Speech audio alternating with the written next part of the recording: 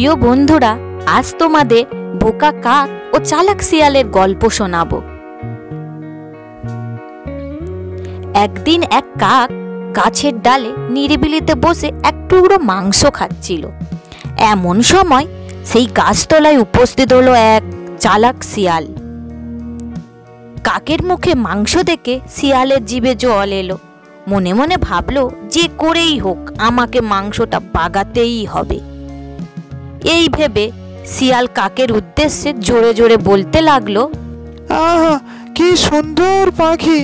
কেমন সুন্দর কুচকুচে কালো গায়ের রং, কত সুন্দর চোখ আর কত সুন্দর ঠোঁট! আহা, এমন সুন্দর পাখি আমি আগে কখনোই দেখিনি। এটি নিশ্চয়ই স্বর্গের কোনো পাখি হবে। আহা, দেখে আমার জীবন ধন্য হলো। কিন্তু এ কি, বিধাতা কি পাখিটিকে বোবা বানালো নাকি? এমন অপরূপ পাখি তো কই একবারও গান করলো না। হায় হায় হায়, এ কি দুর্ভাগ্য! গাছের ডালে বসে কাক শিয়ালের সব কথা শুনতে পেল।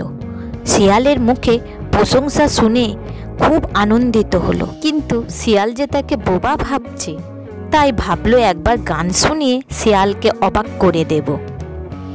এই না ভেবে বোকা কাক তখনই কা কা কা শব্দে ঢেকে উঠল।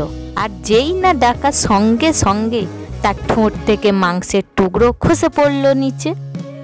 চালাক শিয়াল ওত পেতেছিলে, চোখের পলকে মাংসের টুকরো লুফে নিয়ে গাছের তলা থেকে সরে পালালো।